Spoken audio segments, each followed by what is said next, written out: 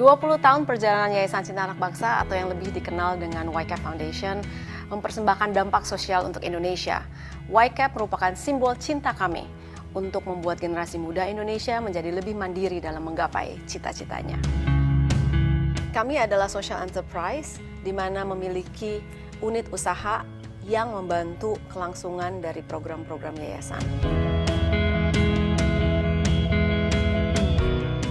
Donasi yang kami gunakan dipakai untuk membiayai 26 rumah belajar bagi anak muda prasejahtera untuk meningkatkan keterampilan dan akses edukasi di 11 provinsi di Indonesia. Selama 20 tahun kami berdiri di tahun 99, YCAP telah menjangkau 3,5 juta remaja prasejahtera Indonesia, memberikan mereka akses pendidikan, dan melalui YCAP Ventures, kami telah memberikan pinjaman lunak modal usaha untuk ibu-ibu prasejahtera dengan syarat pendidikan. Karena kami yakin bahwa pendidikanlah yang memutus siklus kemiskinan secara berkelanjutan.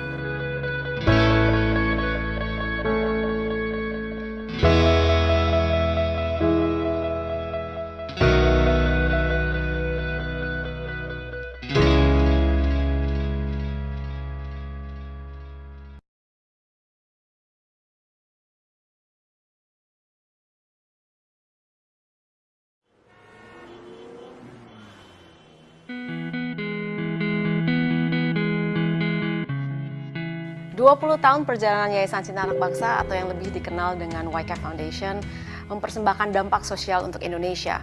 YCAP merupakan simbol cinta kami untuk membuat generasi muda Indonesia menjadi lebih mandiri dalam menggapai cita-citanya. Kami adalah social enterprise di mana memiliki unit usaha yang membantu kelangsungan dari program-program yayasan.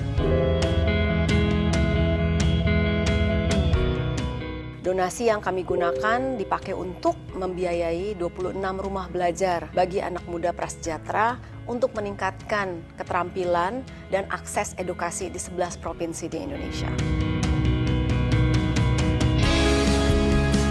Selama 20 tahun kami berdiri di tahun 99, YCAP telah menjangkau 3,5 juta remaja prasejahtera Indonesia, memberikan mereka akses pendidikan, dan melalui YCAP Ventures, kami telah memberikan pinjaman lunak modal usaha untuk ibu-ibu prasejahtera dengan syarat pendidikan. Karena kami yakin bahwa pendidikanlah yang memutus siklus kemiskinan secara berkelanjutan.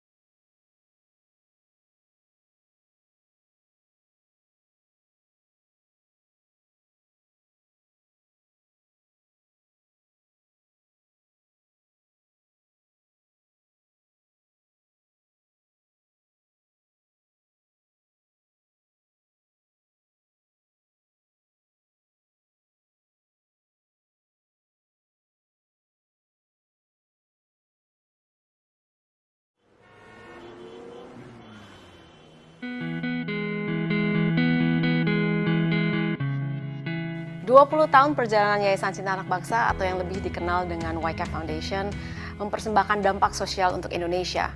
YCAP merupakan simbol cinta kami untuk membuat generasi muda Indonesia menjadi lebih mandiri dalam menggapai cita-citanya. Kami adalah social enterprise di mana memiliki unit usaha yang membantu kelangsungan dari program-program yayasan. Donasi yang kami gunakan dipakai untuk membiayai 26 rumah belajar bagi anak muda prasejahtera untuk meningkatkan keterampilan dan akses edukasi di 11 provinsi di Indonesia.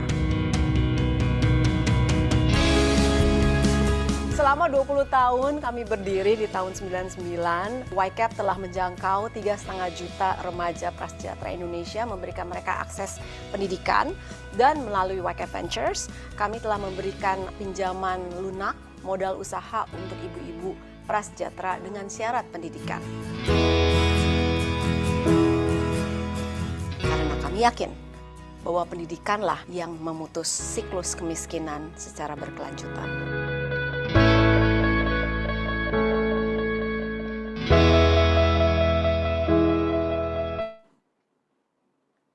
Selamat malam semuanya, selamat datang tentunya di acara kita di malam hari ini, di Vindependence di malam hari ini. Perkenalkan, saya Muhammad Gibran, saya akan menjadi host sekaligus moderator di malam hari ini.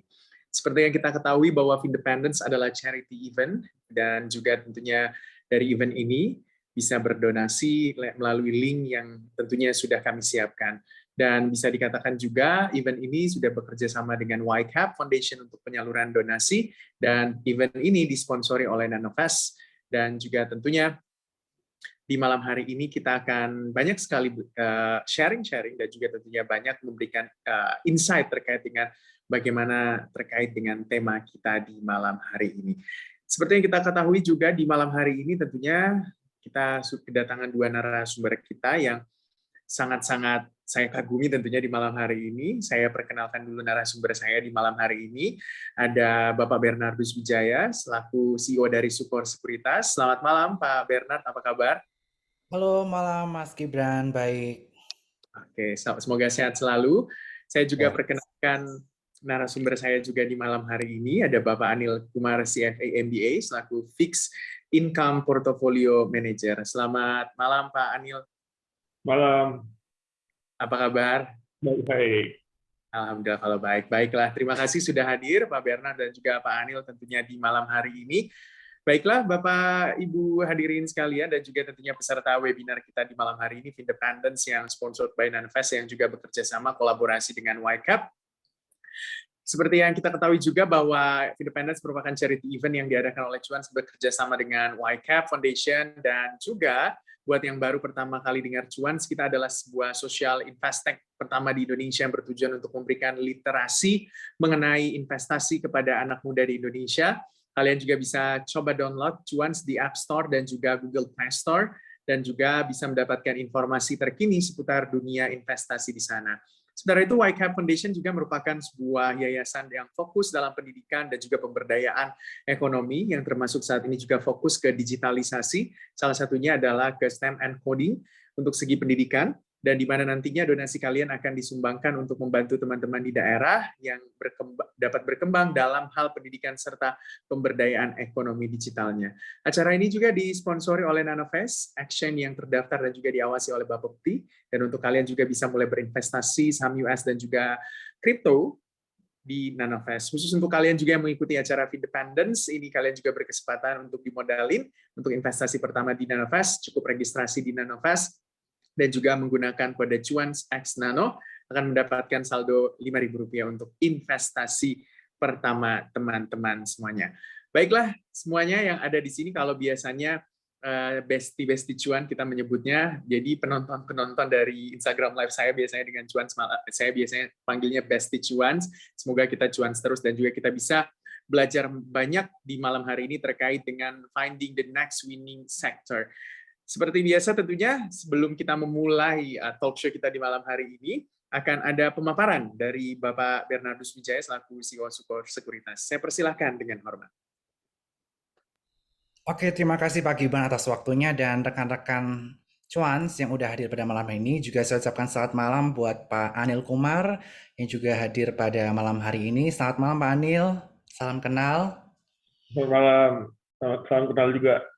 Ya, dan hari ini saya akan presentasi sebentar, kurang lebih 20 menit kaitannya mengenai market outlook, terutama di sektor equity atau di pasar saham di Indonesia. Dan saya akan share screen saya terlebih dahulu.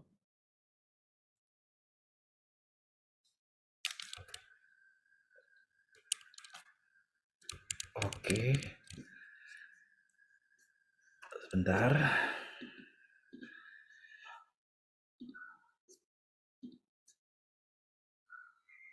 Oke, apakah sudah terlihat? Sudah.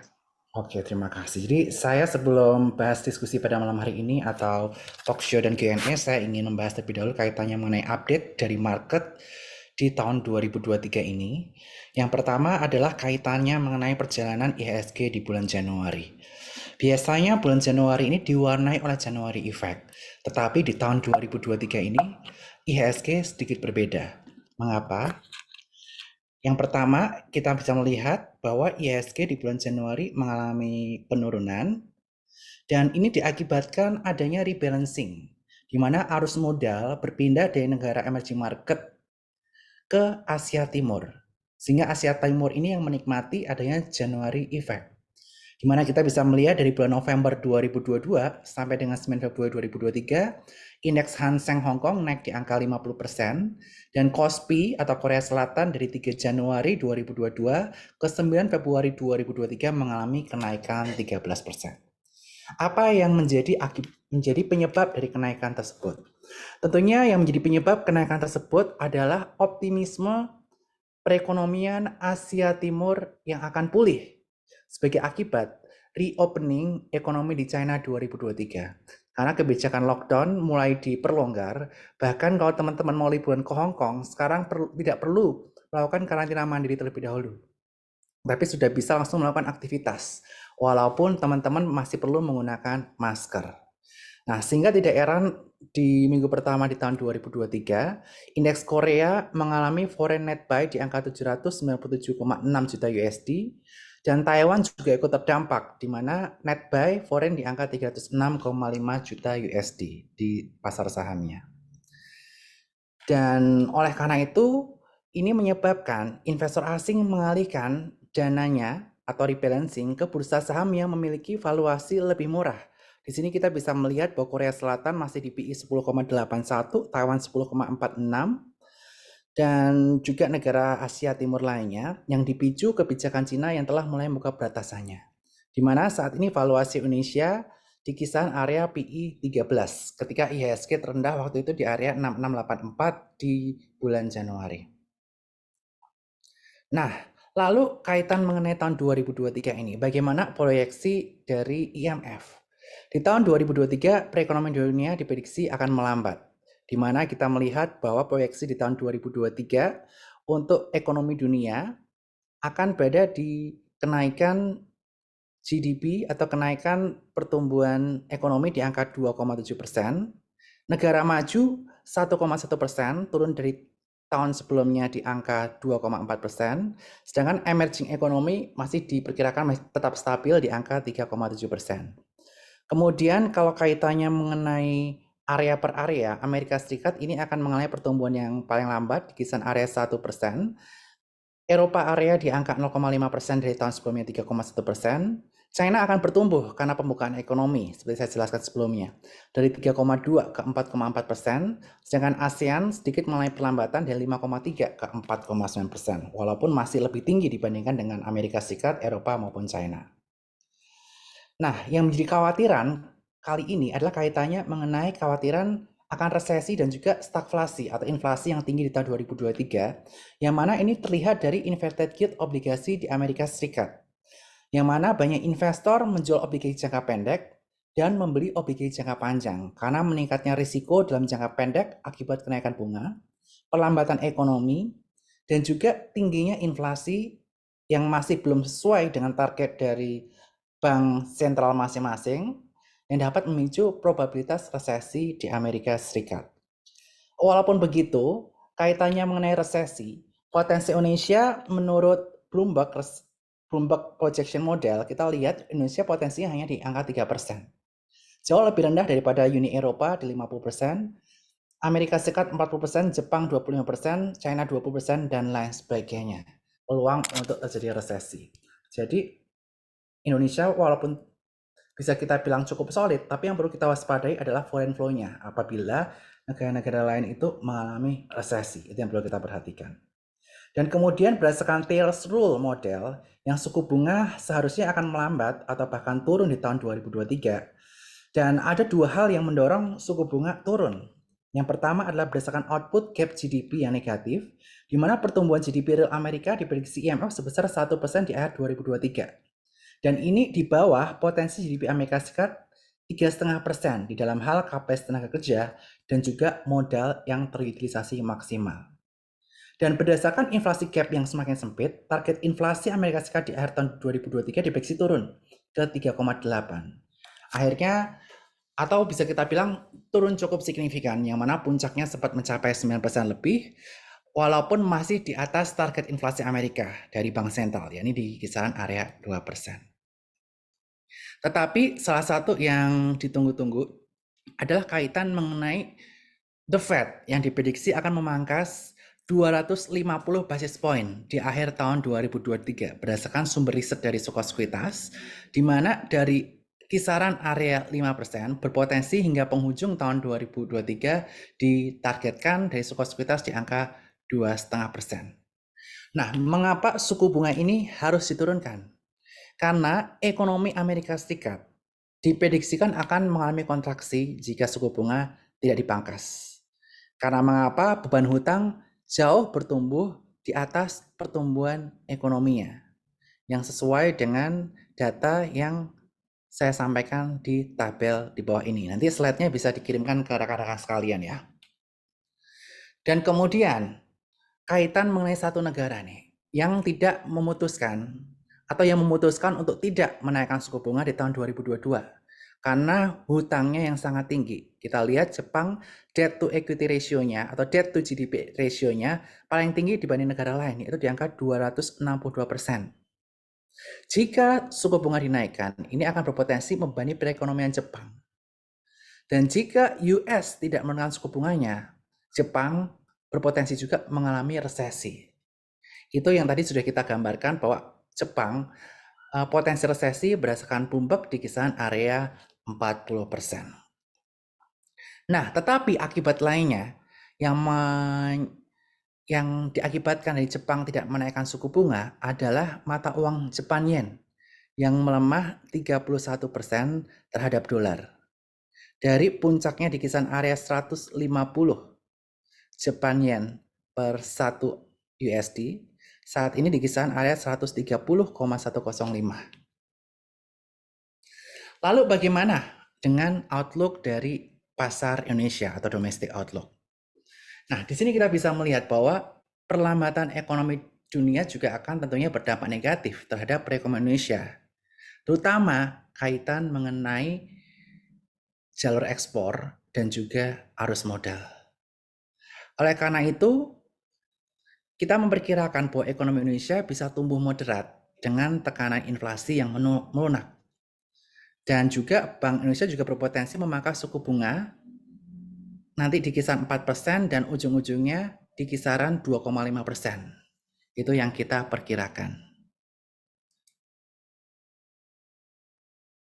Kemudian kaitan dengan trade balance. Trade balance di tahun 2022 Indonesia mencatatkan hal luar biasa ya. Surplusnya di angka 54,46 miliar USD. Ini kenapa? Karena tentu saja kita melihat bahwa Indonesia merupakan negara yang sangat diuntungkan dengan komoditi boom. Coal di tahun 2022 sempat menyentuh angka 400 USD per tonnya. Dari tahun sebelumnya hanya di kisaran area 80 USD per tonnya. Dan kita diuntungkan juga dengan China yang waktu itu belum membuka keran impor batu bara dari Australia. Akan tapi di tahun 2023 kondisinya berbeda, di mana batu bara harganya saat ini di kisaran area 200 USD per tonnya atau turun separuhnya dari area puncak IHSG. Area puncak harga coal Sehingga tidak heran saham-saham coal juga mengalami penurunan cukup signifikan. Nah, kaitannya mengenai trade surplus ini kita juga melihat ada hubungannya dengan cadangan devisa. Tetapi sayangnya cadangan devisa Indonesia di akhir 2022 malah turun menjadi 137,2 miliar dibandingkan akhir tahun 2021 sebesar 144,9 miliar. Nah, akan tetapi tentu saja kaitan mengenai ekspor, kita harus menarik minat para eksportir untuk memarkir dananya ke dalam bentuk DHE atau devisa hasil ekspor, supaya uang hasil ekspor yang tadi nggak disimpan di bank di luar negeri, tetapi disimpannya di bank dalam negeri. Nah, oleh karena itu saat ini BI telah menyiapkan instrumen operasi moneter falas yang baru dalam bentuk term deposit falas, sehingga dana yang disimpannya awal mulanya di luar negeri, sekarang mereka prefer ke Indonesia. Karena mengapa suku bunga kompetitif dibandingkan dengan suku bunga yang diberikan di luar negeri. Dan diproyeksikan DHE ini bisa menyumbang sebanyak 20-30 miliar USD atau setara 300-450 miliar triliun ke sektor perbankan. Dan 6%-nya ini adalah dana pihak ketiga perbankan. Dan inflow ini jauh lebih besar dari net foreign buy di 2022 sebesar 60 triliun. Dan kita juga melihat Bapak Jokowi juga beberapa hari ini dihebohkan ya bahwa tabungan meningkat cukup signifikan.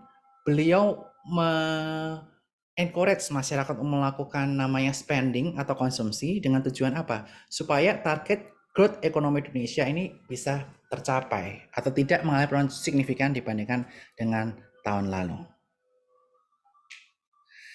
Nah, walaupun sebetulnya ada risiko di mana risiko kaitannya mengenai penurunan harga komoditas, karena mayoritas trade balance kita disupport oleh coal atau ekspor dari coal itu sendiri. Tetapi dengan worst case scenario pun, kita masih diprediksikan bisa membuat neraca perdagangan Indonesia tetap surplus 2-3 miliar per bulan. Jadi seharusnya no need to worry.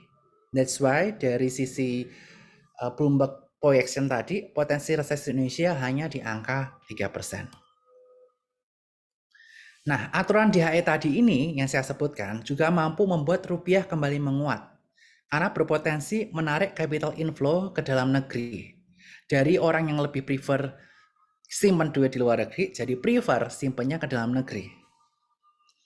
Dan kita juga melihat bahwa investor asing juga melakukan foreign net buy di pasar obligasi sebesar 42 triliun rupiah per 24 Januari 2023. Ini mengakibatkan harga obligasi naik dan yield obligasi sempat turun 40 basis point. Terutama kaitan mengenai Indonesia Government Bond dengan tenor 10 tahun. Dan rupiah juga sempat mengalami penguatan akibat dari kebijakan DHE yang diterapkan oleh pemerintah ini. Nah, jika yield obligasi pemerintah terus turun mendekati area 6,3%, ada potensi yang bagus untuk masuk ke equity market. Karena ini akan menimbulkan rebalancing ke saham, karena obligasi harganya sudah relatif mahal. Dan puji Tuhan, sejak pertengahan Januari, saat ini IHSG sudah menguat di kisaran area 5-6% dari lowest levelnya. Itu yang bisa kita perhatikan. Karena sebelumnya terjadi aktivitas net sell akibat ekonomi yang dibuka di Asia Timur, terutama China, tetapi dengan adanya kebijakan ini dan obligasi yang harganya sudah cukup tinggi, ini malah menjadi peluang yang cukup menarik di pasar ekuitas atau pasar saham. Dan net foreign buy di IHSG 1 minggu per 9 Februari 2023 dari tanggal 2 Februari di angka 3 triliun rupiah. Lalu penguatan rupiah ini tentu saja juga akan membuat earning saham di Indonesia semakin menarik bagi investor asing. Valuasi di IHSG saat ini di kisaran area 13. Dan kita memperkirakan IHSG bisa tumbuh ke angka 8.300 dengan asumsi GCI forward PE-nya di kisaran area 16. Dengan gradual economic reopening di China yang tentu saja akan mendorong sentimen ke emerging country. Karena kalau China dibuka ekonominya, sebagian besar bahan baku mereka banyak yang dari Indonesia, mulai dari energi dan bahan-bahan lainnya. Nah, oleh karena itu ini akan menjadi salah satu sentimen yang positif, sehingga I think it's a good time juga untuk mulai perhatikan pasar saham di Indonesia. Walaupun secara turnover kita lihat cukup turun signifikan ya. Perharinya rata-rata hanya di kisaran area 10-11 triliun dibandingkan dengan tahun 2022 di angka kisaran 14-15 triliun atau turun di kisaran area 20% lebih. Nah, lalu kaitan mengenai IHSG yang sudah cukup atraktif di harga sekarang. Kira-kira sektor apa yang bisa kita perhatikan oleh rekan-rekan sekalian? Nah, yang pertama kita lihat dulu kaitannya mengenai harga emas. Kita memproyeksikan dari suku sekuritas bahwa harga emas akan rally di tahun ini. Mengapa? Karena harga emas saat ini masih lagging dibandingkan dengan harga komoditas yang lain. Dan US dollar juga berpotensi melemah karena suku bunga The Fed diperkirakan sudah mendekati area peak-nya. Dan inverted yield obligasi Amerika Serikat yang menjadi leading indikator resesi di Amerika Serikat sana, emas berpotensi perform ketika resesi terjadi sebagai safe haven aset. Dan saat ini juga banyak institusi yang terus menambah cadangan emasnya sebagai antisipasi risiko resesi dan stagflasi di 2023. Walaupun harga emas terakhir sempat mengalami penurunan ya di kisaran area 1.800 kisaran 1.800 USD per ounce-nya, sehingga ini saat ini secara teknikal sedang berada di area support, yaitu di area titik breakout sebelumnya. Sebelum dia sempat rally ke area 1950-an sampai kisaran situ. Dan Indonesia juga diperkirakan akan terus bertumbuh, terutama di sektor-sektor di bawah ini ya, terutama kita lihat yang masih berpotensi bertumbuh di tahun 2023, ada di sektor seperti semen yang kita prediksikan naik dari 3% ke 30% karena biasanya setelah komoditi boom akan banyak pembangunan, terutama IKN juga akan dikebut dan juga pembangunan properti. Kemudian di sektor perbankan, ini kita masih cukup optimis. Kemudian sektor consumer, terutama yang bahan pokok juga akan diprediksikan memberikan pertumbuhan laba tertinggi di tahun 2023. Dan saat ini valuasi IHSG walaupun terbilang masih lebih mahal ya dibandingkan dengan negara Asia Timur sana, kita lihat masih cukup atraktif karena kita PE average-nya di kisaran area 16. Dan di tahun 2023 ini sampai tanggal 9 Februari tadi memang masih ada outflow 334 miliar di 2023 ini. Tetapi dengan makroekonomi yang saya sebutkan tadi, potensi Indonesia masih cukup menarik. Apalagi kita lihat potensi resesi di Indonesia cukup minim. Dan tentu saja dengan reopening di China tadi, Indonesia menjadi salah satu negara yang dibutuhkan sebagai penyedia bahan baku, penyedia kebutuhan energi dari negara China sana.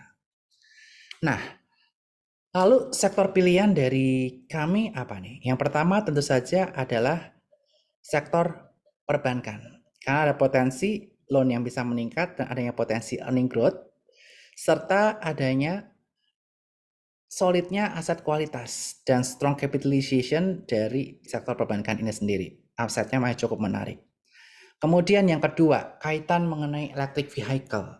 Seperti kita ketahui saat ini green energy digembar-gemborkan di berbagai negara. Dan China juga sudah banyak membangun smelter kaitan mengenai nikel di Indonesia seperti di Morowali, di WDB, itu yang bisa kita perhatikan. Dan ini diakibatkan karena potensi demand electric vehicle ke depannya akan menarik karena ini merupakan sektor yang sangat ramah lingkungan. Tadi saya sudah menjelaskan yang gold, sekarang saya akan menjelaskan yang nikel. Karena mengapa? Nikel ini diproyeksikan harganya akan mengalami peningkatan juga karena demand-nya yang terus naik kaitannya dengan electric vehicle dan diperkirakan akan terus mencetak rekod strong cash flow, kenaikan earnings dan juga high dividend yield yang biasa banyak dibagikan oleh saham-saham metal mining.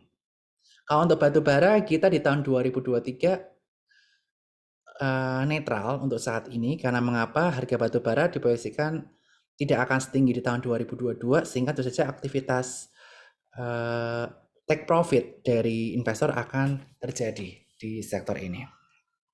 Nah, kemudian sektor otomotif. Penjualan mobil kita lihat recovery-nya terus mulai peningkatan, bahkan pameran-pameran mobil juga semakin ramai dari tahun ke tahun, dan kaitan mengenai isu chip yang menjadi isu banyak mobil saat ini udah mulai resolve. Dan dengan strong purchasing power untuk high ticket size item, kita lihat otomotif masih akan menjadi sektor yang menarik, apalagi harga aset internasional saat ini valuasinya terbilang cukup murah. Kemudian sektor semen, kita fokus saat ini di SMKR. Karena mengapa?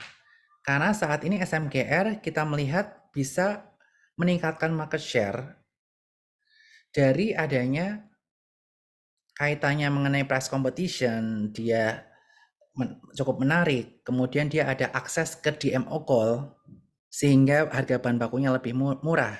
Sehingga ini bisa menyebabkan SMKR mampu meningkatkan profit marginnya dan adanya pertumbuhan earning growth. Dan kemudian kaitan mengenai retailer.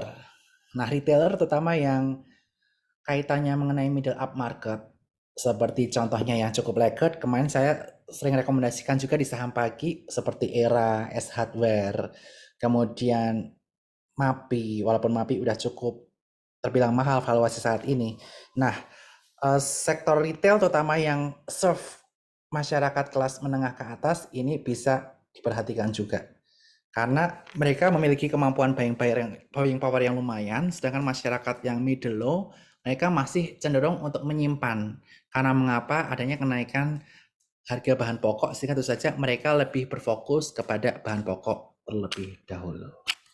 Nah, sekian presentasi dari saya, singkat 20 menit, dan nanti kita akan lanjutkan Q&A. Saya kembalikan kepada Mas Gibran. Silakan Mas Gibran, terima kasih. Terima kasih Pak Bernard untuk paparannya, sangat menarik sekali bagaimana outlook di tahun 2023 ini terkait dengan winning sector juga yang mungkin juga bisa menjadi pertimbangan besti-besti cuan ketika memang mau berinvestasi dan melihat juga kondisi makroekonomi baik secara global dan juga kondisi dalam negeri kita. Saya mau ke Pak Anil Kumar. Pak Anil, dari presentasi yang tadi dipaparkan oleh Pak Bernard tentunya, bagaimana sih tanggapan Anda atau melihat juga seperti apa? Saya mau dengar dari Bapak dulu. Silakan Pak. Oke, ya, terima kasih. Jadi tadi jelas ya bahwa pertumbuhan ekonomi sedikit cepat di tahun lalu untuk beberapa negara, dan itu terjadi karena terjadinya reopening, sebagian karena low base effect di tahun 2021-2020, sebagian juga karena dikirim helikopter money terutama di Amerika Serikat. Jadi sekarang ketika semuanya mulai reopening, tentu terjadi demand and supply imbalances ya, terutama antar di negara maju, karena kita ingat sama-sama bahwa negara maju itu membuka ekonominya terlebih dahulu dibandingkan negara berkembang. Padahal produksi barang itu banyak adanya di negara berkembang, sehingga permintaan yang langsung meningkat di negara maju tidak diikuti oleh supply dari negara berkembang. Kita ingat bahwa terjadi yang namanya vaccine inequality, ketidaksetaraan pembagian vaksin di dunia, di mana negara maju mendapatkan vaksin terlebih dahulu, kemudian baru negara berkembang mendapatkan vaksin. Nah, kondisi ini akan mulai berbalik arah karena hampir semua negara di dunia dan terakhir dengan Cina juga membuka ekonominya, maka kondisi akan mulai stabil kembali di dunia. Tapi memang butuh waktu. Ditambah lagi dengan normalisasi suku bunga di berbagai negara, terutama di negara maju, maka itu juga akan membuat pertumbuhan ekonomi di banyak negara mengalami perlambatan. Nah, tinggal sekarang pertanyaannya, seberapa cepat inflasi itu bisa turun? Dan apakah inflasi itu lumayan sticky atau tidak? Kalau kita lihat di komponen inflasi di Amerika Serikat, banyak sekali daripada inflasi barang itu sudah turun banyak. Jadi kita kalau ingat, harga mobil bekas sempat naik terlalu tinggi, kemudian hari ini sudah turun kembali. Biaya pengiriman barang ya lihat dari Baltic Dry Index itu sudah mulai turun kembali dan lain sebagainya. Jadi kalau kita lihat di komoditas juga harga batu bara tadi sampaikan ya $400 sekarang di $200. Jadi sudah turun kembali. Jadi on a year basis banyak sekali goods inflation itu sudah turun kembali. Tinggal yang belum turun itu dari segi services. Kenapa dari services yang belum turun? Karena kita ingat bahwa dalam 3 tahun terakhir, jumlah imigran yang masuk ke dalam Amerika Serikat itu kan tidak terlalu banyak, akibat bordernya ditutup karena COVID. Nah, kondisi ini, yang dimana semua sudah mulai reopening, akan membuat imigran bisa kembali masuk ke Amerika Serikat, sehingga jumlah pekerja di Amerika Serikat pun akan meningkat, yang akan membuat inflasi menjadi lebih lambat. Jadi, memang inflasi akan mulai turun dan targetnya Bank Sentral Amerika itu di 2%. Hanya saja data terakhir di bulan Januari menunjukkan bahwa ketika Bank Sentral terlalu cepat melakukan perlambatan kenaikan suku bunga, maka kelihatannya inflasinya sedikit meningkat lagi. Nah, kondisi ini kurang baik untuk semua market, semua aset kelas, baik itu ekuitas, pendapatan tetap, kripto, dan lain sebagainya, semua berdampak negatif. Kenapa? Karena muncul lagi ketidakpastian mengenai kecepatan penurunan inflasi. Ya, jadi kalau misalnya kita ingin kembali bergairah, maka kelihatannya kita harus cepat-cepat menurunkan inflasi. Dan salah satu jalan menurunkan inflasi dengan cepat adalah dengan killing the economy. Killing the economy itu tidak bisa dilakukan dengan cara lain, kecuali menaikkan suku bunga, terutama suku bunga jangka pendek, ditambah dengan yang namanya quantitative tightening. Kenapa quantitative tightening? Karena kalau kita ingat, neracanya Bank Sentral Amerika meningkat dari $1 triliun menjadi $4 triliun di tahun 2009 hingga 2013. Jadi butuh hampir 4-5 tahun untuk meningkatkan dari 1 hingga $4 triliun. Tapi saat ini neraca Bank Sentral Amerika itu kisarannya di 8,7 triliun. Artinya ada penambahan $4 triliun lebih yang terjadi dalam 1 tahun, di tahun 2020 hingga tahun 2021. Artinya likuiditas itu terlalu banyak, dan likuiditas itu masuknya lebih banyak ke pasar finansial ketimbang sektor real. Nah, sekarang permasalahannya, apakah kalau pasar finansial naiknya terlalu banyak, sektor real bisa mengikuti nggak pertumbuhannya? Nah, ini yang jadi isu. Maka sebenarnya trajektorinya adalah, menurut saya, bahwa tingkat suku bunga di Amerika Serikat itu harus turun dulu. Tapi kita tidak akan turun lagi ke 0%, karena 0% itu sejarah krisis. Kita akan mungkin turun dari nanti kurang lebih 5,5 hingga 5,5, kemungkinan kita turun ke 2,5% on the Fed rate. Tapi yang tadinya kita semua berpikir bahwa kejadiannya akan terjadi 2023, nampaknya estimasi itu meleset sedikit. Kemungkinan terjadi pemotongan suku bunga di Amerika Serikat di tahun 2024, kecuali data nanti di bulan Februari hingga bulan-bulan ke depan menunjukkan bahwa inflasi itu bisa turun dengan cepat. Oke. Kemungkinan kenaikan suku bunga Amerika yang tadinya 25 basis, dan ada 3 kali kenaikan suku bunga, sekarang kemungkinannya bisa jadi ada 50 basis satu kali diikuti dengan 25 basis. Ya, jadi kenaikan tingkat suku bunga di mana-mana itu masih belum berakhir. Karena ketika Amerika Serikat menaikkan suku bunga, negara-negara lain mau nggak mau harus juga ikut menaikkan suku bunga. Nah, di Indonesia kita ambil contoh, kita tahu sama-sama bahwa inflasi Indonesia ini sangat terjaga. Kenapa sangat terjaga? Karena pemerintah kita punya tim untuk mengendalikan inflasi dalam negeri. Kita ambil contoh ketika pemerintah tahu bahwa harga berasnya sedang naik, gitu kan, kemudian kita langsung membuka keran impor supaya harga beras tidak naik. Ya kan? Jadi pemerintah kita cukup piawai untuk menurunkan inflasi. Tapi Bank Indonesia tetap harus menaikkan suku bunga. Karena kalau kita punya valuation aset tidak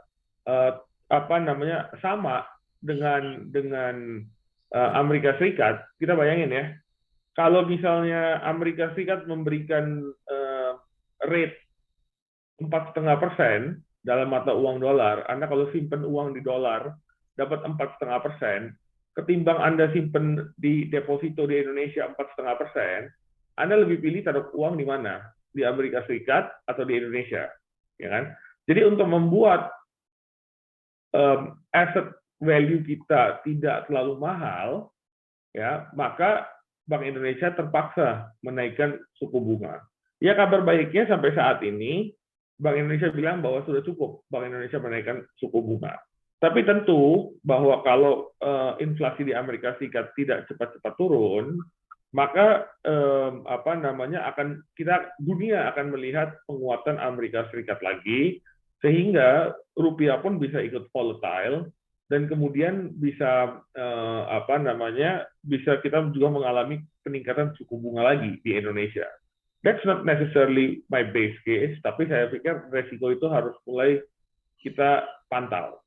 Nah, untuk pasar obligasi sendiri, pertanyaan yang selalu muncul adalah, apakah kalau suku bunga Bank Indonesia naik, gitu kan, kemudian imbal hasil obligasinya akan meningkat? Jawabannya tidak, gitu ya. Karena apa?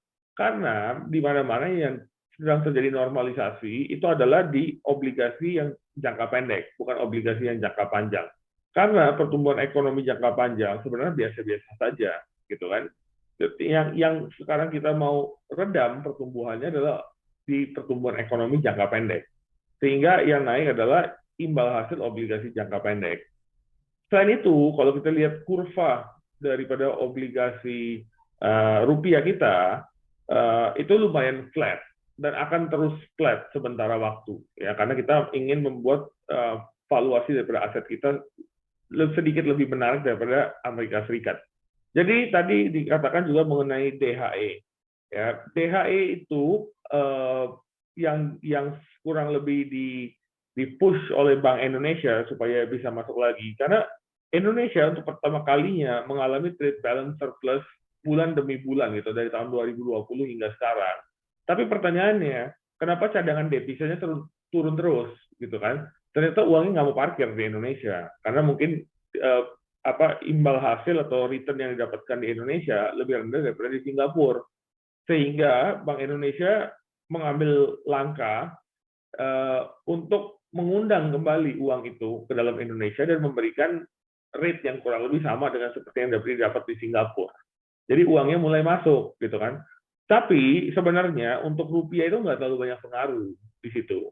Kenapa nggak banyak pengaruh? Karena selama uang itu masih terus dipegang dalam mata uang US dollar oleh Bank Indonesia, maka sebenarnya impact ke dalam pasar falas itu kan hampir nggak ada.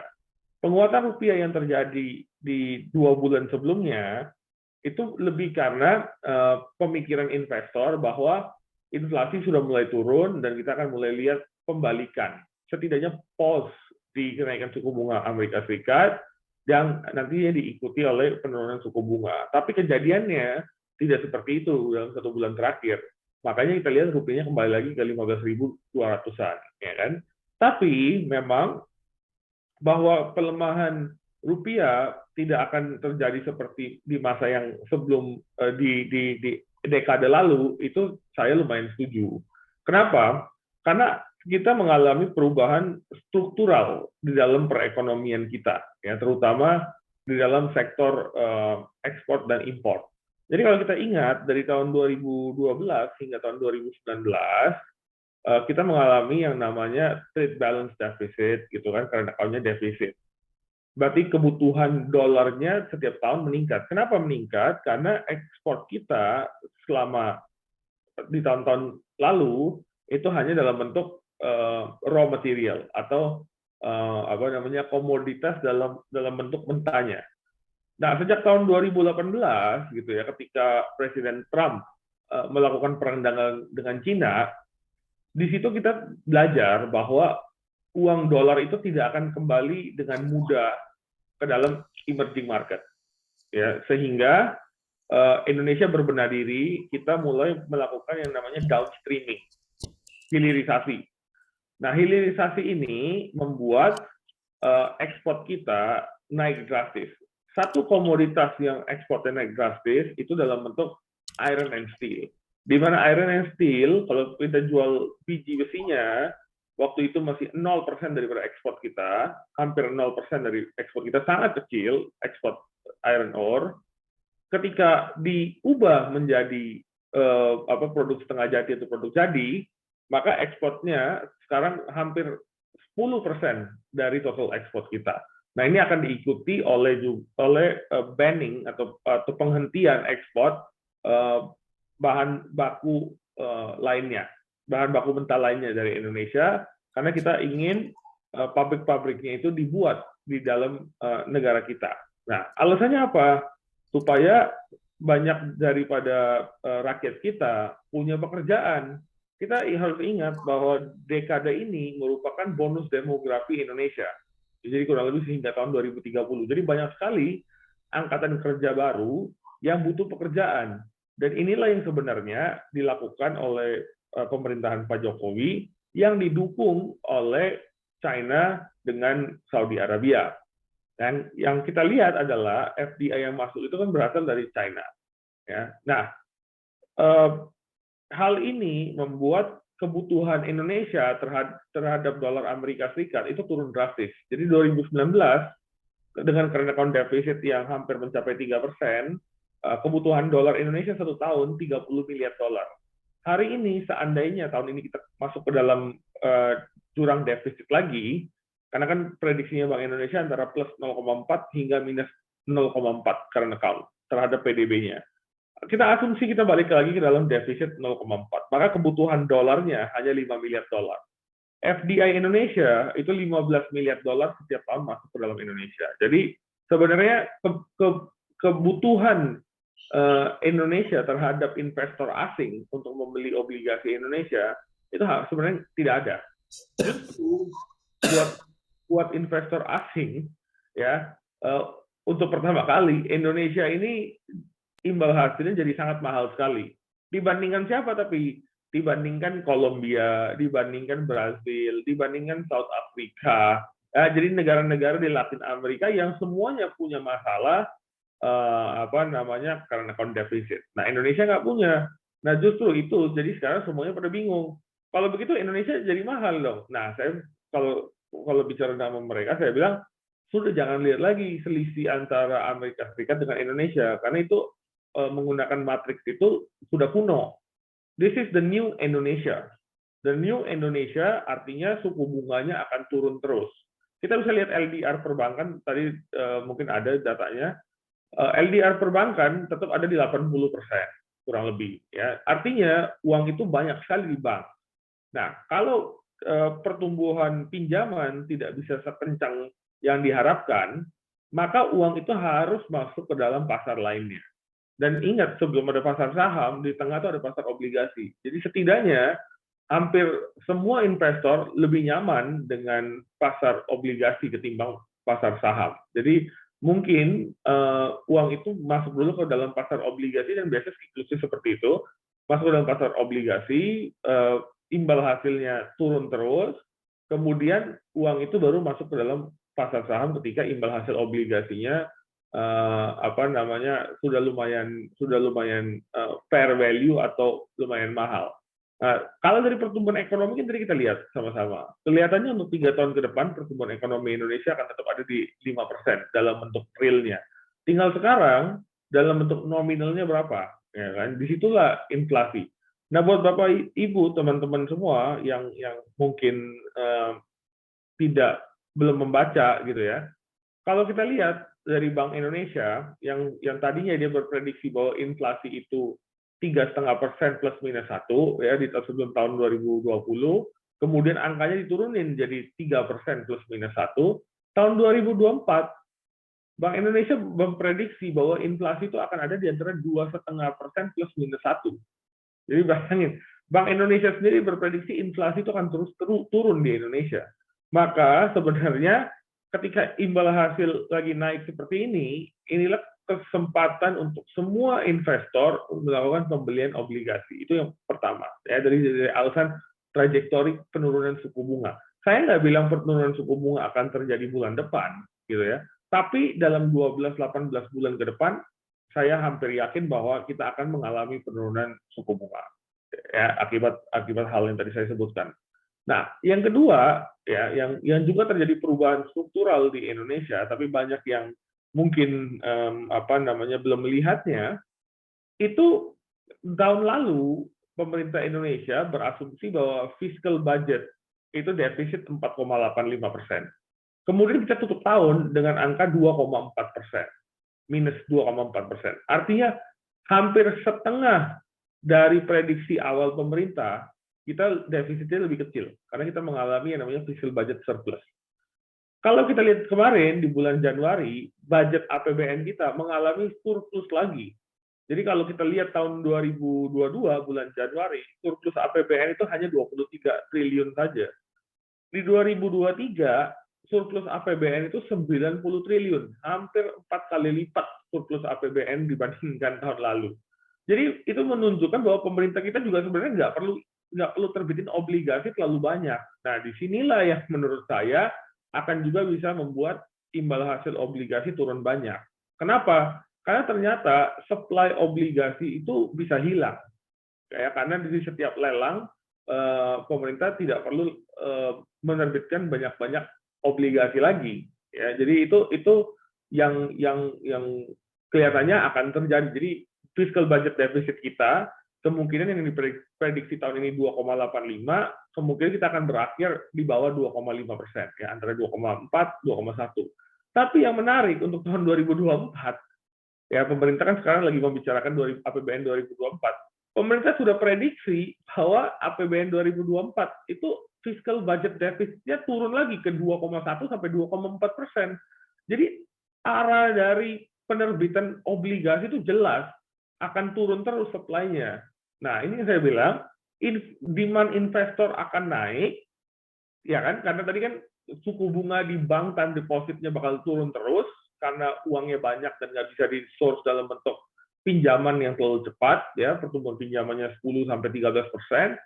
Nah, uang itu mau diapain di bank? Ya, banknya juga nggak bisa, ya sudah banknya kasih bunga rendah, investornya pindah ke pasar obligasi. Tapi pasar obligasinya supply-nya nggak ada. Nah, di situ akan membuat semua investor lumayan panik di second half tahun ini, karena belum tentu ada barangnya. Nah, yang saya harus ingatkan, pasar obligasi kita itu kurang lebih ya 5.400 triliun. Jadi dengan asumsi kupon 6% saja, maka kita dapat uang baru yang harus direinvestasikan di pasar obligasi 300 triliun. Itu banyak sekali. Jadi supply obligasi tahun ini yang net itu kurang lebih 650 triliun, ya, kalau dengan asumsi 2,85%. Tapi setengahnya itu sudah didanai oleh kupon yang akan didapat di tahun ini. Ya, itu dengan asumsi 2,85. Belum lagi kalau asumsinya itu turun jadi 2,4, maka turun lagi 100 triliun jadi 550 triliun. Maksud saya nanti akan rebutan sisa 200 triliun itu, ya kan, 300 triliun kan udah jelas datang dari kupon. Itu akan rebutan antara investor asing dengan investor domestik. Nah, di situ akan membuat kerjaan Bank Indonesia lebih sulit lagi. Karena problemnya Bank Indonesia hari ini bukan menjaga imbal hasil di atas, tapi problemnya Bank Indonesia saat ini menjaga imbal hasil supaya nggak turun. Karena demand-nya bakal segitu banyak, imbal hasilnya bisa turun dengan sendirinya just because of demand supply technicals di Indonesia. Makanya Bank Indonesia bisa pusing. Kita ingat bahwa untuk melawan inflasi, Bank Sentral punya tool-nya. Tapi untuk melawan disinflasi, deflasi, Bank Sentral belum punya tool-nya. Nggak ada alatnya untuk melawan disinflasi dan deflasi.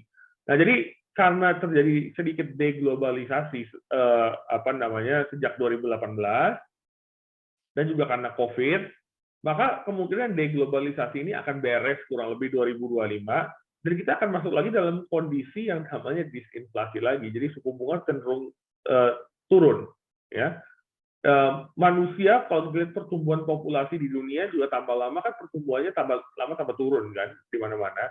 Maka kita kemungkinan untuk kerjaan tertentu akan juga diganti dengan robot. Jadi kalau kita lihat di produksi mobil kan banyak dari produksi mobil itu yang sudah mulai menggunakan robot dan lainnya ya. Kita sekarang dulu mau pesen makan harus telepon restorannya atau kita pergi ke restorannya, sekarang sudah ada dengan teknologi, sudah duduk di rumah masih bisa dapat makanan gitu ya. Jadi hal-hal ini sih membuat disinflasi itu tidak akan bisa dihindarin. Jadi arahan suku bunga itu jelas ya akan turun, tapi memang not necessarily dalam bulan-bulan yang akan datang, tapi dalam 12-18 bulan saya kelihatannya harusnya oke. Nah, Indonesia ini sebenarnya di posisi yang sangat menguntungkan terutama di dekade ini. Karena kita tadi Anda bisa lihat kan tadi dipaparkan bahwa pertumbuhan ekonomi Amerika Serikat tahun ini 1%, angkanya sekarang sudah naik ya kurang lebih di 1,2-1,3%, tapi Indonesia ekonominya bertumbuh 5%. Jadi hampir 3 kali lipat dari pertumbuhan ekonomi Amerika Serikat. Nah, ini yang membuat kita punya ekonomi ini jadi superstar lagi di kawasan emerging market. Nah, ini nggak bisa dihindarin karena memang kita berbenah diri. Indonesia ini lumayan disiplin dalam melakukan pembenahan dirinya. Jadi semua yang dulu dianggap bermasalah sama investor asing, semuanya dibenahi oleh Indonesia. Memang masih banyak masalah yang harus kita bereskan, tapi setidaknya kita tahu bahwa Indonesia pertumbuhannya akan oke dan inflasinya akan sangat terjaga dengan baik. Jadi kedua aset baik itu obligasi maupun ekuitas dalam jangka menengah panjang itu dua-duanya akan saling diuntungkan. Dalam jangka pendek sampai Amerika Serikat belum beres dengan masalah inflasinya, kita akan mengalami sedikit goncangan. Tapi justru kalau saya jadi investor, di dalam goncangan itulah potensi pembelian paling baik. Karena kita kan beli aset itu jangan pas lagi mahal terus mengharapkan jadi lebih mahal lagi, tapi kalau kita bisa dapat di bargaining price, di harga yang lebih murah, disitulah kita masuk dan lock in kita punya aset dengan harga yang lebih murah dengan potensi kenaikan di masa yang akan datang yang lebih baik. Mungkin saya akan stop di situ. Terima kasih Mas Gibran. Oke, terima kasih Pak Anil untuk penjelasannya sangat kompleks dan bagus banget kalau menurut saya sudah hampir terjawab semua sebenarnya pertanyaan saya dengan pemaparan tadi Pak Bernard dan juga Pak Anil. Tapi saya garis bawahi dengan apa yang tadi dikatakan Pak Anil juga kalau memang tetap ada opportunity di jangka pendek dan juga jangka panjang, apalagi kalau kita melihat dengan kondisi fundamental ekonomi Indonesia yang bisa dikatakan lebih better ketimbang negara-negara peers lainnya. Nah, kalau dari kacamata Pak Bernard sendiri melihat mungkin itu dari satu sisi dari domestik, tapi ada beberapa isu juga terkait dengan isu global, utamanya yang paling akhir tahun kemarin banyak digaungkan adalah terkait dengan resesi. Nah, dari ketidakpastian yang mungkin saya masih bisa terjadi di 2023 ini. Nah, seperti apa tentunya ini akan mempengaruhi psikologis dari para investor utamanya Pak Bernard?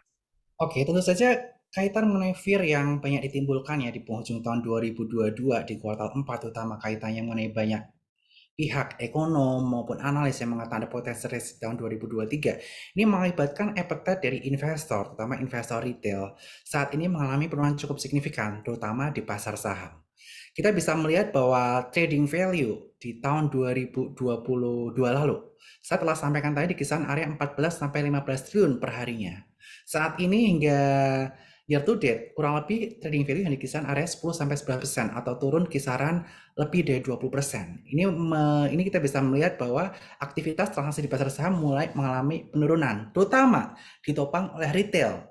Dari data yang saya dapatkan dari Bursa Efek Indonesia, di tahun 2022 lalu, di sepanjang tahun, kurang lebih trading value dari retail itu di kisaran area 55% dari total trading value di IHSG. Tahun lalu IHSG di kisaran area 15 triliun per harinya, jadi kurang lebih retail 7-8 triliun per harinya. Tetapi saat ini dari 10 triliun itu hanya 40% yang dilakukan oleh retail. Sehingga trading value dari retail sendiri mengalami penurunan di kisaran area kurang lebih 40-50%. Nah, ini menunjukkan bahwa appetite retail terutama saat ini di pasar saham masih cenderung wait and see. Tapi yang menarik adalah kaitannya mengenai aktivitas asing yang cukup signifikan di penghujung di awal tahun 2023 ini. Walaupun seperti data tadi masih year to date net sell dari asing. Nah, oleh karena itu, tentu saja menurut pandangan saya berdasarkan data dari Suko Sekuritas tadi yang menunjukkan bahwa ekonomi Indonesia masih cukup baik, di area-area support secara teknikal di IHSG di kisaran area 6.600 sampai 6.800 ini kita bisa perhatikan sebagai area demand yang bisa kita perhatikan. Mengingat Indonesia diperkirakan masih menjadi negara yang pertumbuhan ekonominya lebih baik daripada emerging market lainnya di kisaran area 5% tadi. Dan oleh karena itu tadi saya juga telah menyebutkan beberapa yang perlu diperhatikan adalah kaitannya mengenai sektor mining, tapi sudah bukan coal lagi, tetapi kita bisa perhatikan kaitannya mengenai green energy, yaitu kaitannya mengenai electric vehicle. Tentu saja nikel bisa menjadi perhatian kita untuk saham-saham di sektor tersebut. Tadi saya sebutkan juga kaitan mengenai konsumsi yang terus digalakkan oleh Presiden, dan ini saya cukup bullish, terutama di sektor otomotif dan juga kaitannya mengenai sektor retail.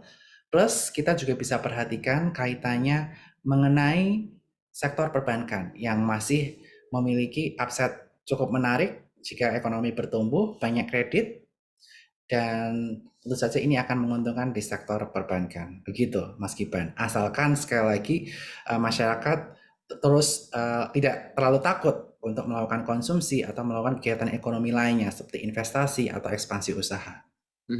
Betul, betul, betul. Apalagi kalau kita melihat bahwa konsumsi rumah tangga ini menjadi sebuah fondasi utama untuk pertumbuhan ekonomi Indonesia yang paling besar berkontribusi untuk pertumbuhan ekonomi Indonesia. Nah, ya, betul banget. Ya, sini saya undang begitu ya dari teman-teman Besti Cuan yang sedang menyaksikan Zoom ini atau sudah bergabung, tentunya ada kolom Q&A di atas. Kalau Besti Cuan mau bertanya, saya persilakan dengan hormat. Tinggal tulis pertanyaannya di kolom Q&A yang ada di atas. Saya persilakan dengan hormat. Saya bacakan satu persatu karena sudah ada beberapa pertanyaan yang masuk. Begitu ya, saya mau bacakan dulu. Ini ada pertanyaan buat Pak Anil. Kalau PCE naik lagi di atas konsensus, jadi memungkinkankah Fed Fund Rate sampai 6%? Seperti apa tanggapan Anda, Pak Anil? Ya, jadi sementara ini sih marketnya berasumsi bahwa kita antara 5,25 sampai 5,5 ya. Jadi PCE itu kita harus hati-hati. Jadi data itu ada 3 macam data ya. Ada leading indicator, ada coincident indicator, sama ada lagging indicator. Leading itu menunjukkan arah ekonomi mau kemana, salah satunya bursa saham, ya, salah lainnya adalah purchasing manager index dan lain sebagainya. Nah, data-data seperti PCE ya, dan inflasi gitu ya, ini biasanya merupakan data-data lagging indicator, yang artinya itu kan sudah terjadi di masa yang lalu. Nah, apakah akan naik lagi dari sini? Harus ada penjelasan yang lebih detail. Kenapa harus naik? Apakah karena likuiditasnya masih banyak, apakah karena populasinya bertambah, apa yang menyebabkan kenaikannya. Jadi, tapi intinya gini, Bank Sentral Amerika Serikat berkomitmen sementara waktu ini ya, dan kita harapkan mereka terus berkomitmen mengenai hal ini untuk menurunkan inflasi hingga 2%. Jadi kelihatannya sementara ini kita boleh berasumsi antara 5,2 sampai 5,75, kurang lebih kalau kita lihat 2-year bond-nya itu kan kurang lebih di 4,7%. Tapi apakah bisa sampai di 6%? Ya kalau kondisinya seperti ini terus ya at one point mungkin akan terpaksa dilakukan itu. Cuman sementara ini kita belum melihat hal itu akan terjadi. Baik.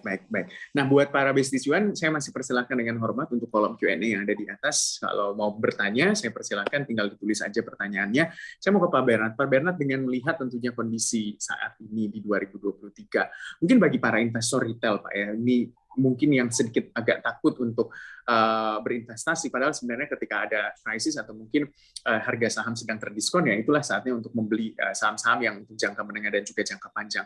Tapi dari kacamata Anda, seperti apa sih sebenarnya harus bersikap investor-investor retail yang bisa dikatakan hampir besar juga mendrive market kita? Oke, jadi yang pertama yang perlu kita perhatikan adalah kalau ketika melakukan pemilihan saham, tentu saja saat ini harus lebih selektif dibanding kondisi pandemi di tahun 2020 dan 2021 yang mana market bergerak rally cukup signifikan.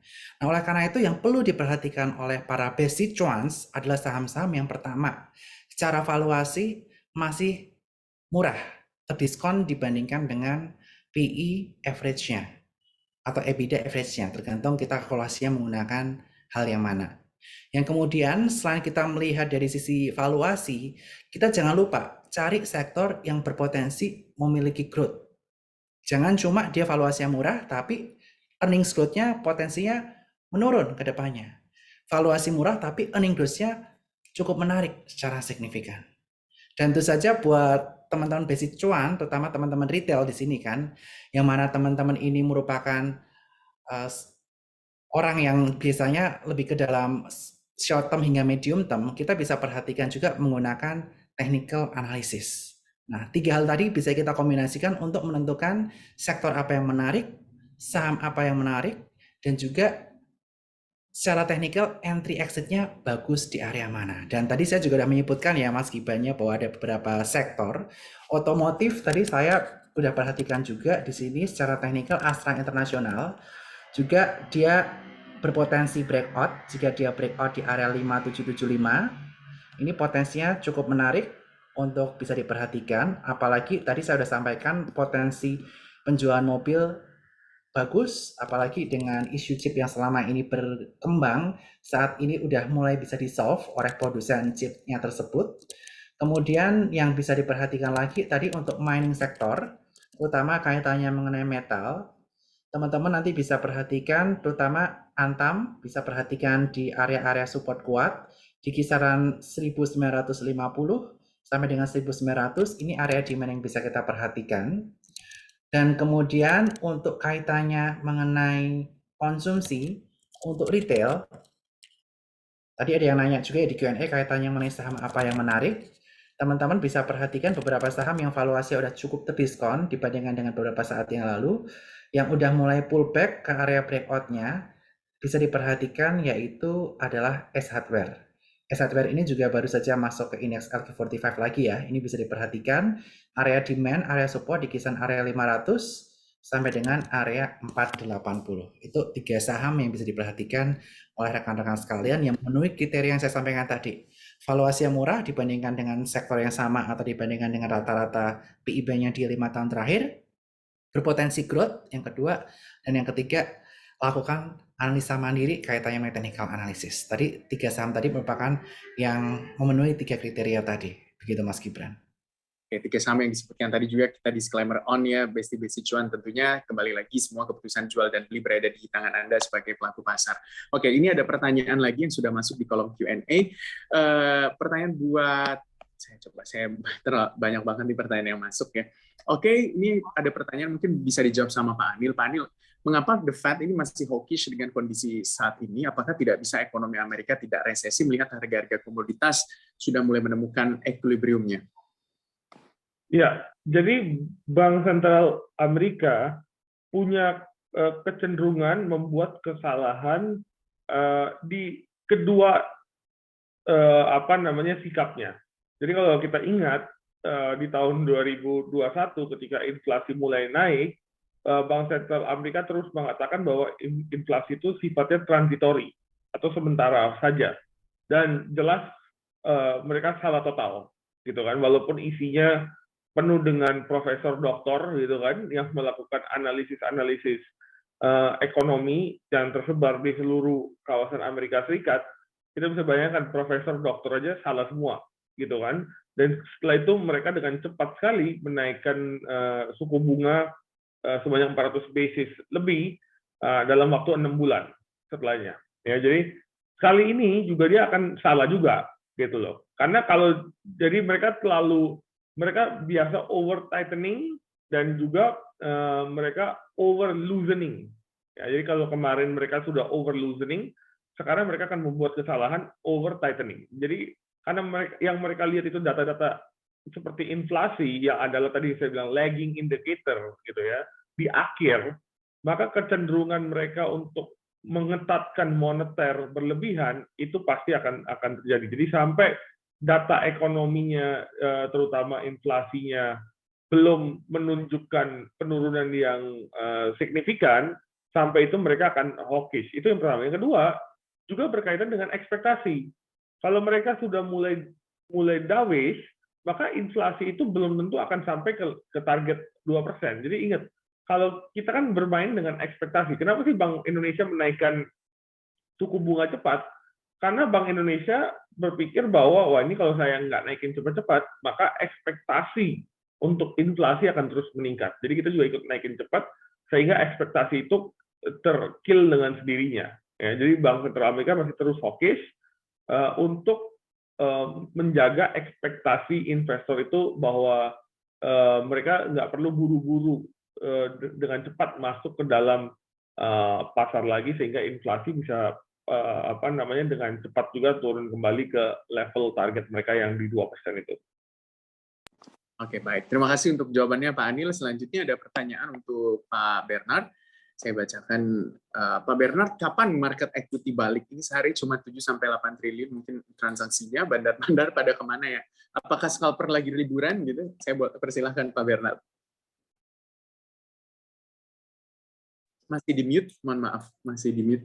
Oke, terima kasih Mas Gibran. Jadi kita bisa melihat ya memang transaksi retail ini, terutama para scalper saat ini cenderung wait and see ya, karena kondisi market yang kurang stabil, kemudian fluktuasinya juga tidak bisa diprediksi, dan range low dan high-nya itu tidak terlalu jauh.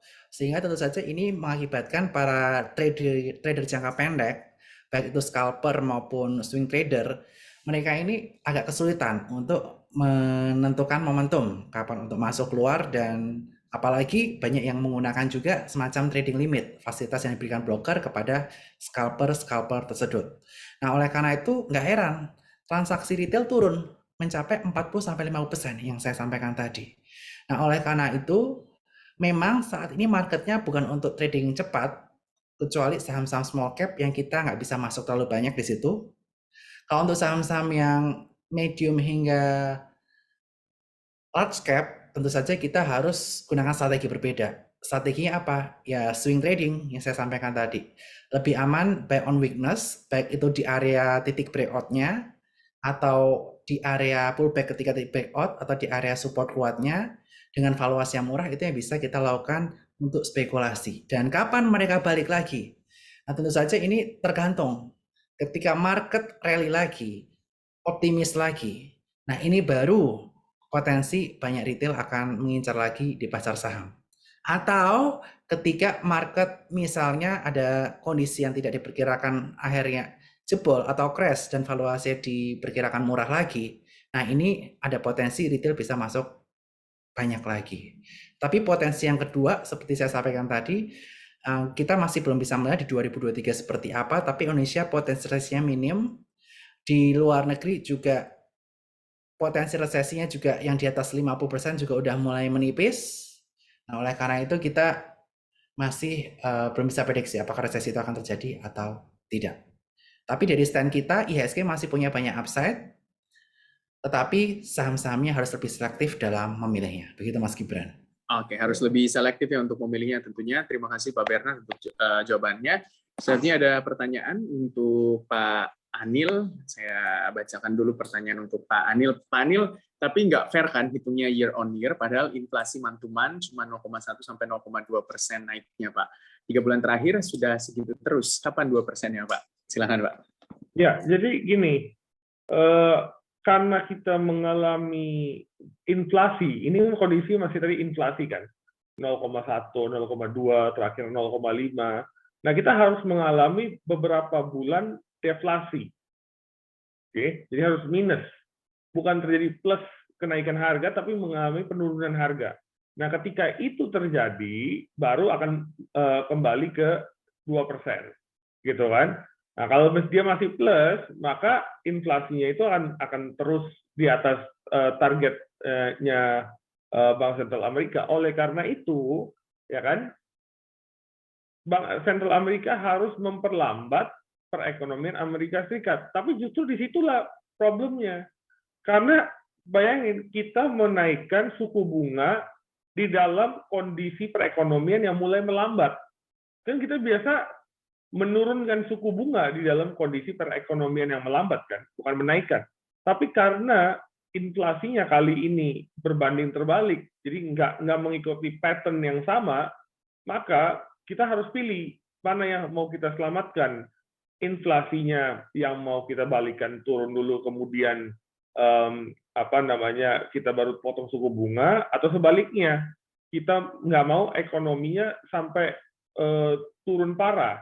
Karena pertanyaannya, butuh berapa banyak lagi ekonomi Amerika Serikat turun untuk membawa inflasinya kembali ke level 2% per tahun itu. Nah, di situ itu resiko terbesarnya, terutama untuk pasar saham Amerika Serikat. Untuk obligasi justru kebalikannya. Ini menjadi kesempatannya. Karena kan kita tahu selama Bank Sentral Amerika tidak bilang kita stop, dan kita akan terus menaikkan suku bunga jangka pendek, whatever it takes, sebenarnya obligasi jangka menengah panjang disitulah terdapat value yang sangat luar biasa untuk dibeli oleh investor. Karena kita tahu, kalau itu ceritanya, berarti tinggal kita tunggu satu titik di mana akan terjadi damage. Dan damage itu terjadinya kalau kondisinya kita naikin bunganya pelan. Jadi semakin pelan kita naikin suku bunga, semakin banyak damage yang akan terjadi. Semakin cepat kita naikin suku bunga, semakin cepat semua masalahnya bisa terselesaikan. Jadi tinggal sekarang yang menjadi soal itu kan gas remnya itu nggak pernah ada yang tahu. Kita boleh bicara apapun, kecepatan gas dan rem itu kita yang sama-sama nggak tahu hingga kejadian. Dan inilah kesulitan yang dialami oleh Bank Sentral Amerika Serikat dan juga nanti akan dialami oleh Bank Sentral Indonesia. Karena kalau Bank Sentral Amerikanya pelan tapi inflasinya nggak turun, maka kita akan lihat the next round of Bank Sentral Indonesia juga masih harus sedikit lagi menaikkan suku bunga. Ya, kalau nggak ntar duitnya keluar lagi dari Indonesia. Nah, ini jadi problem buat bank sentral di seluruh dunia tanpa terkecuali karena hal ini. Gitu. Oke, terima kasih Pak Anil untuk jawabannya. Ini saya bacakan lagi, ada pertanyaan yang masuk gitu ya. Ini untuk Pak Bernard. Pak Bernard, kalau kita melihat tadi kan ada pemaparan dari Bapak terkait dengan sektor semen ya, yang mungkin saja bisa memiliki potensial uptrend gitu di tahun di sisi pendapatan di tahun 2023 ini. Tapi kalau kita melihat Pak, dengan tentunya juga IKN yang difokusin oleh pemerintah, tapi di satu sisi saham USKT-nya disuspend, seperti apa dong Pak pandangan Bapak? Oke, tentu saja kaitan mengenai kontraktor yang mengerjakan IKN itu bukan saja waskita, tapi kita bisa perhatikan ada Adikarya, PTPP, dan lainnya. Dan juga kaitan mengenai pembangunan properti, juga di daerah berkembang juga mulai bertumbuh, dan juga banyak masyarakat juga yang mengalokasikan dananya untuk melakukan pembenahan rumah. Di mana kita bisa melihat ini dari penjualan Impact Pratama sebagai salah satu building material juga mengalami peningkatan cukup signifikan. Tentu saja tidak hanya another building material, tetapi semen juga tentu saja ada potensi mengalami peningkatan. Dan di sini kita juga melihat kaitannya mengenai SMGR dan perusahaan-perusahaan semen lainnya diuntungkan dengan penurunan harga coal, di mana semen itu dihasilkan dari coal salah satunya. Nah, oleh karena itu dengan penurunan harga coal, ini menguntungkan perusahaan-perusahaan semen, terutama kaitan mengenai SMGR, yang mana SMGR ini merupakan perusahaan yang memiliki cost paling murah dikarenakan dia memiliki supply DMO yang banyak. Istilahnya seperti itu. Jadi ini masih cukup menarik, walaupun salah satu perusahaannya mengalami suspend. Seperti itu, Gibran. Oke, baik, terima kasih untuk jawabannya Pak Bernard. Saya bacakan lagi pertanyaan yang sudah masuk untuk narasumber kita di malam hari ini. Pertanyaannya bisa dijawab sama Pak Anil. Sebentar Pak, ini tadi saya melihat ada pertanyaan yang oke. Apakah pasar obligasi bisa mirroring ke pasar equity atau seperti apa pandangan Bapak? Oke, saya nggak tahu maksud dengan mirroring apa, tapi biasanya memang bergeraknya kurang lebih secara bersamaan, ya, di mana imbal hasil obligasi itu harus turun supaya harga saham juga meningkat. Jadi kalau dibilang begitu ceritanya berarti memang harga obligasi akan meningkat sama dengan harga ekuitas, tapi memang kecepatan dari peningkatan itu pasti berbeda gitu ya, karena memang di obligasi ada durasi di situ yang membuat kecepatannya pasti akan sedikit lambat daripada kenaikan ekuitas. Tapi intinya dua-duanya berpotensi untuk meningkat di masa yang menengah dan panjang, not necessarily di jangka yang pendek. Dan yang paling penting juga di kondisi ketidakpastian, obligasi itu juga bisa digunakan sebagai salah satu instrumen diversifikasi. Kita tahu bahwa kita harus punya diversifikasi portfolio, dan yang paling penting adalah sebenarnya untuk semua investor, kalau kita punya keterbatasan informasi, ya, dan seringkali memang itu ceritanya, maka sebenarnya kita jangan beli instrumen itu secara langsung, ya, baik saham maupun obligasi. Kita bisa beli reksadana. Ya, nah, reksadana itu yang paling baik mungkin untuk investor yang pemikirannya lebih jangka menengah dan panjang ketimbang langsung investasi di direct bond atau direct stock. Karena kan untuk Anda berinvestasi di dua instrumen ini secara langsung, Anda perlu informasi, perlu pengetahuan, dan lain sebagainya. Akses mungkin mudah, gitu kan. Tapi kan ya dari tadi yang saya lihat, saham mana yang dibeli, sektor mana, obligasi mana, dan lain sebagainya. Nah, karena yang saya baca adalah ada keterbatasan informasi, maka reksadana harusnya menjadi salah satu pilihan terbaik untuk investor yang berpikir jangka menengah dan panjang. Oke, baik. Itu buat para jawaban yang tadi. Terima kasih Pak Anil untuk jawabannya. Maksud saya ini saya ke Pak Bernard. Pak Bernard, apakah sudah ready? Karena saya lihat tertutup kameranya. Kalau belum, saya mau bacakan dulu pertanyaan buat Pak Anil. Kalau begitu, oke, sudah ready. Pak Bernard, ini ada pertanyaan minta insight gitu untuk saham sektor apa yang investasinya buat jangka panjang dan masih under value. Oke, untuk yang jangka panjang dan saat ini cukup under value, teman-teman bisa perhatikan tentu saja di sektor perbankan, terutama perbankan daerah yang biasa membagikan dividen yield cukup besar. Dan di sini saya lebih melihat karena good corporate governance-nya lebih menarik, yaitu ada di bank daerah yaitu BJTM ya, di mana BJTM saat ini diperdagangkan di BBV 1,03 kali dengan PE kisaran 7 kali, dan biasanya dividen yield yang dibagikan oleh Bank Jawa Timur ini di kisaran area 7-8% dengan rata-rata payout ratio di angka 50%. Sehingga BJTM bisa menjadi pilihan yang menarik untuk jangka panjang, terutama untuk teman-teman yang income investing. Seperti itu. Oke, itu bisa diperhatikan yang tadi dipaparkan oleh Pak Bernard. Terima kasih untuk jawabannya. Selanjutnya ada pertanyaan buat Pak Anil. Pak Anil, kalau melihat leading indikator untuk deflasi, apa ya Pak? View-nya gimana biar segera deflasi, kemudian impact-nya nanti ke Indonesia seperti apa? Jadi kan tadi yang saya katakan bahwa goods inflation itu sebenarnya sudah nggak ada masalah. Kita bisa lihat harga mobil mulai turun, harga barang-barang mulai turun, pengiriman barang mulai turun, dan lain sebagainya. Tinggal sisa sektor jasa. Sektor jasa itu cara turuninnya adalah jumlah pekerjanya tambah. Tadi saya katakan bahwa jumlah pekerjanya itu kalau di Amerika Serikat datangnya dari imigran, dari luar negara Amerika Serikat. Oke? Sehingga kalau kita lihat data imigrasi di Amerika Serikat, angkanya mulai meningkat. Jadi makin banyak orang dari luar negeri yang mulai masuk ke dalam Amerika Serikat. Dan imigran ini biasanya yang penting dia bisa hidup dan bekerja di Amerika Serikat, sehingga jumlah orang yang bekerja di sektor-sektor informal ini, restoran, hotel, dan lain sebagainya, itu bisa diredam pertumbuhan pendapatannya atau peningkatan pendapatannya kalau diisi dengan banyak imigran yang berasal dari luar negeri. Jadi menurut saya memang itu yang akan terjadi nanti, ya, yang akan menimbulkan deflasi juga mengenai harga properti dan sewa properti di Amerika Serikat. Jadi itu juga mulai harus turun untuk membawa Amerika Serikat itu mengalami beberapa bulan deflasi sehingga inflasinya bisa turun. Dan itulah yang sebenarnya juga lagi dilakukan oleh Bank Sentral Amerika terkait dengan properti.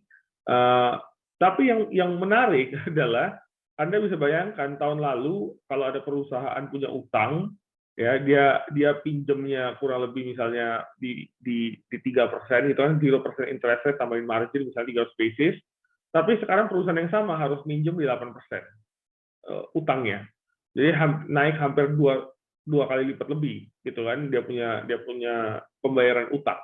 Nah, ini akan menggerus earning dari perusahaan-perusahaan di Amerika Serikat. Jadi kita udah lihat sebenarnya kan, kita mulai lihat layoff terjadi di banyak perusahaan top ya, tapi yang sebenarnya masalah paling besar itu adalah jumlah pekerja di sektor bawah itu yang masih meminta pendapatan yang tinggi karena memang terjadi kelangkaan di pasar itu.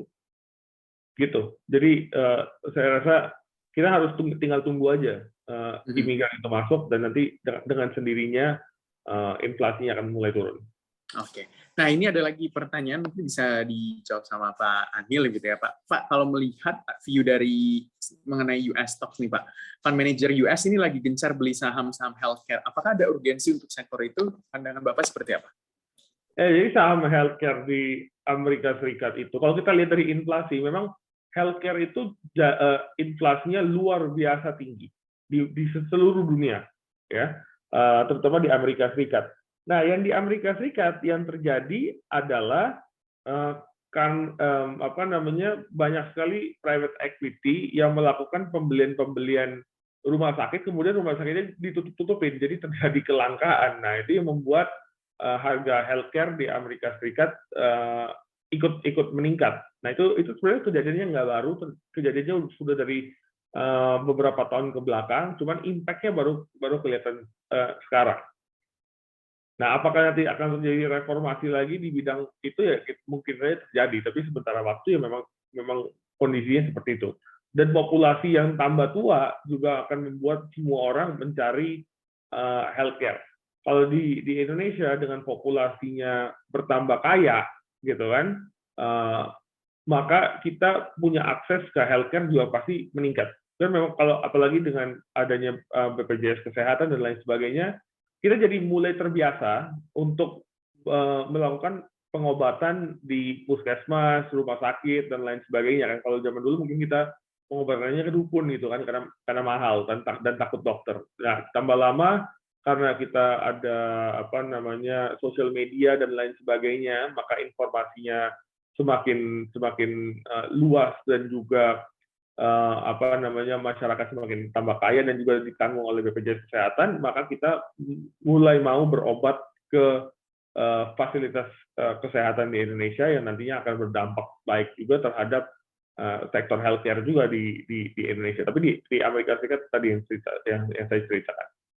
Nah, tapi sudah ada lawannya di Amerika Serikat. Jadi harga obat kan sangat mahal di Amerika Serikat, ya. Nah, itu Mark Cuban, kalau Anda lihat Mark Cuban, dia bilang Anda mau beli obat apa aja, ya kan obat itu kan sebenarnya mereknya banyak, tapi isinya sama aja. Kita ambil misalnya obat kolesterol.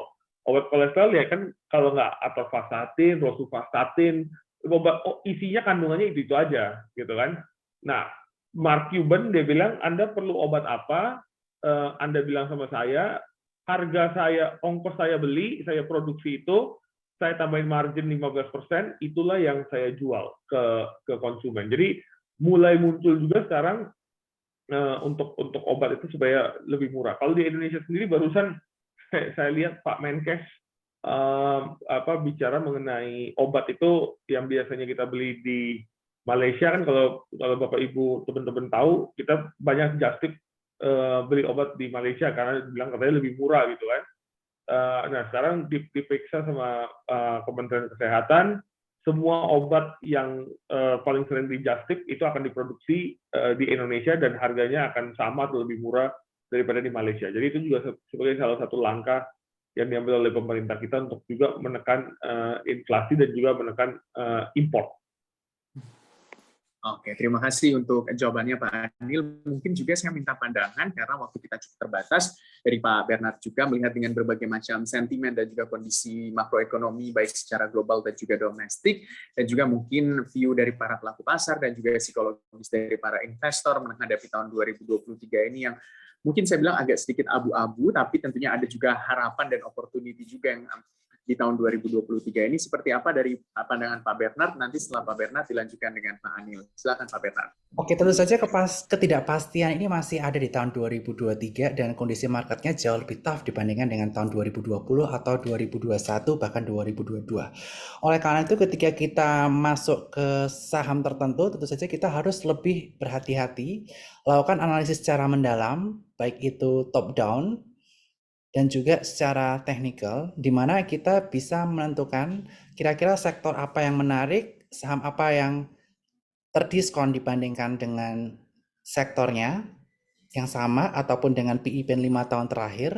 Kemudian kita juga cek peluang apa yang menarik di tahun 2023 ini dan berpotensi ada kenaikan dari sisi earnings yang telah saya sampaikan tadi. Dan jangan lupa untuk kita lakukan teknik analisis supaya kita bisa menentukan area entry dan exit yang lebih tepat, dan sekali lagi perlu adanya pembatasan risiko untuk modal tidak tergerus lebih dalam. Karena tentu saja ketakutan akan resesi ini masih melanda yang ditandai dengan trading value yang mengalami penurunan cukup signifikan lebih dari 20% secara general, dan juga retail yang turunnya lebih dari 40-50%. Nah, ini yang perlu menjadi perhatian. Dan diversifikasi itu penting. Tidak hanya semuanya ke saham atau obligasi, tapi ada instrumen investasi lainnya seperti disampaikan oleh Pak Anil tadi, ada reksadana. Bisa manfaatkan semacam seperti reksadana money market untuk dana darurat atau untuk nyimpen uang nganggur dulu, jangan semuanya all in ke saham, atau misalnya reksadana pendapatan tetap yang secara risiko lebih rendah dibandingkan dengan reksadana saham. Seperti itu. Oke, baik. Terima kasih Pak Bernard. Selanjutnya boleh Pak Anil dengan pertanyaan yang sama. Sorry, tadi mungkin saya miss pertanyaannya.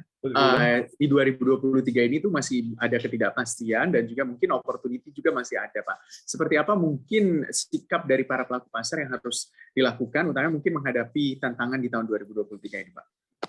Ya, yang pertama, karena cash now has value, uang itu sekarang ada value-nya. Kalau dulu kan uang nggak ada value karena suku bunganya di 0%. Maka kita tanam duitnya di obligasi dan di saham. Nah, sementara waktu ini, because cash has value, mungkin kita bisa tanam uang lebih banyak di deposito jangka pendek maupun di saham tapi yang jangka panjang sebagai balancing-nya. Sambil menunggu ketidakpastian ini beres dan kemudian kita push uang kita lebih banyak ke dalam pasar saham.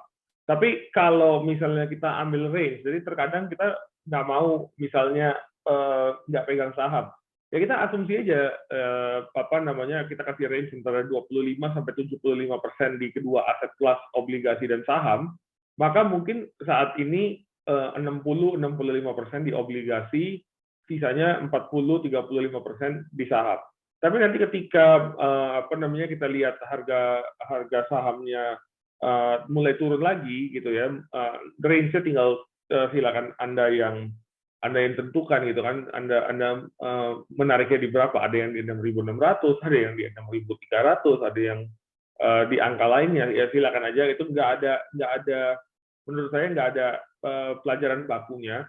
Tapi intinya ketika harga saham turun, mungkin kemudian mulai perlahan tapi pasti dipindahkan dari obligasi ke dalam saham, sehingga nanti jadi tukar, ya kan. Kalau tadi saya bilang mungkin sekarang obligasi yang 60-65%, nanti ketukar jadi sahamnya yang 60-70%, ya kan, obligasinya jadi lebih sedikit. Tapi untuk itu terjadi ya tinggal either imbal hasil obligasinya turun banyak terlebih dahulu, harga sahamnya nggak turun, atau imbal hasil obligasinya tetap, harga sahamnya turun banyak sehingga bisa movement itu terjadi. Tapi kurang lebih seperti itu untuk aset alokasinya saat ini. Kalau kita lihat Berkshire Hathaway baru aja keluar dia punya laporan keuangan, cash yang dia pegang tambah lama tambah banyak.